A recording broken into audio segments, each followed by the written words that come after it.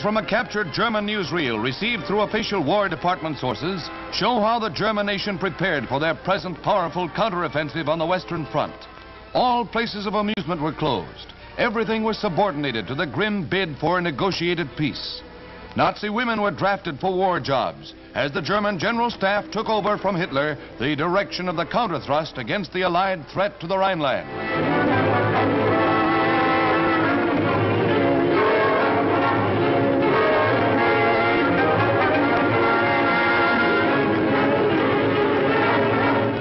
With the steady pounding of the German oil reserves and synthetic oil plants by the Allied air forces and the loss of Romanian oil fields, gas is scarce.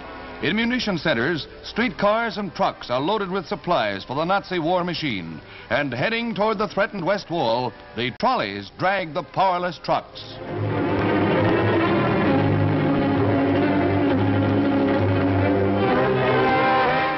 Up at the front, the well-husbanded gasoline sets Nazi tanks rolling toward France. Again, the Wehrmacht is on the prowl.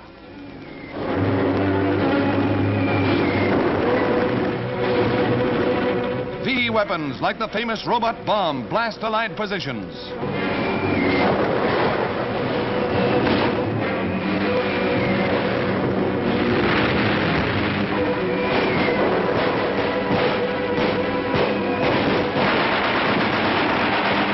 Nazi columns, like probing fingers, thrust at the Allied lines, feeling for a break in our defense. 15 German divisions, upward of 200,000 men, and 600 tanks were thrown into the desperate gamble to delay the Allied advance. Nazi spearheads rolling into Belgium were strafed by Yanked planes. Remember, these are still German pictures.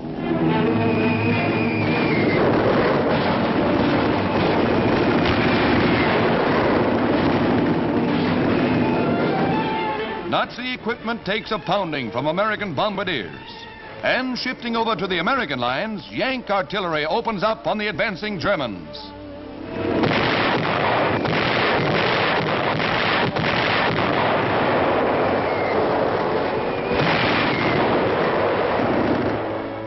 Signal Corps pictures show one of our wounded tank commanders being attended by medics during the bitter struggle.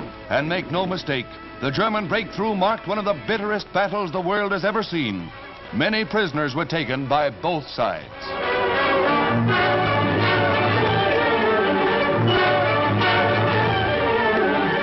From the American lines, a group of captured Nazis marched toward an agreed-upon meeting place. Arrangements have been made with the German commander for an exchange of prisoners. And from behind the enemy lines, a similar group of captured Allied troops converges on the rendezvous.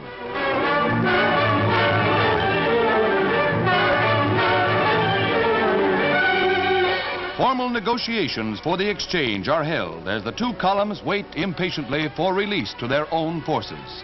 The Nazi officers reach an agreement with the Red Cross representative, Andrew Hodges, and other Allied officials. At the conclusion, what looks like a small riot turns out to be a joyful celebration. Smiling and confident, they are ready to witness the serious business of stemming the Nazi tide.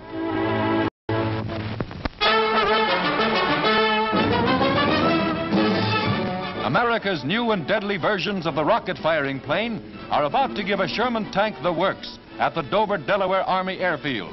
A P-38, armed with the 5-inch projectiles, dives for the target.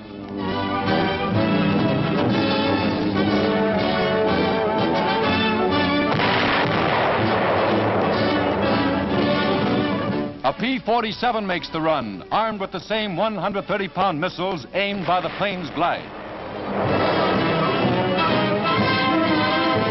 These attacks are made at 300 miles per hour, the rockets hitting with terrific force.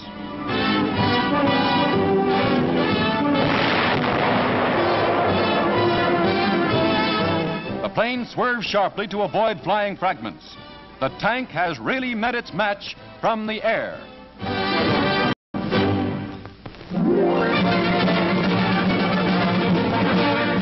Captain Harry Dreney, Assistant Commandant of the Maritime Service, has voiced an urgent appeal for thousands of Americans to man our ever-growing merchant convoys to far-flung battlefronts. Men from 17 to 50. Training is thorough in the best American seafaring tradition.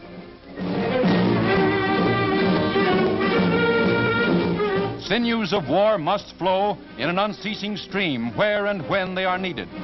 Fuel flies planes, drives tanks, puts war in motion.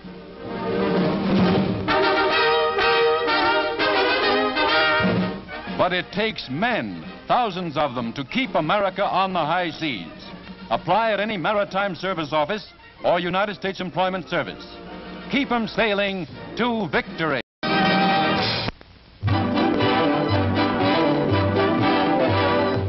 Children of diplomats assigned to Washington bring an international greeting to America on this holiday season.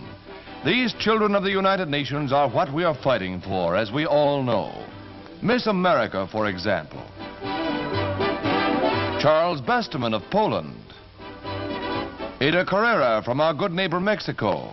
The representative of the Greeks is on hand, along with this lad from New Zealand.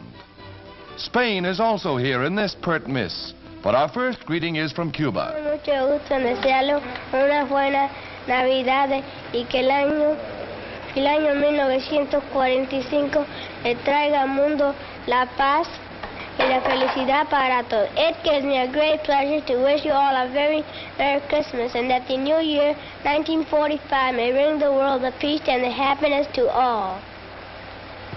And here is a holiday card from Belgium through Lillian and Guy Loridan. Dear American friends, if the little children of Belgium can celebrate this year for the first time in 5 years a free and happy Christmas, it is because many of your fathers have gone over there to chase the Germans out of their country. In the name of the Belgian children, we thank you all for your sacrifice and we wish you a very happy Christmas and joyeux Noël.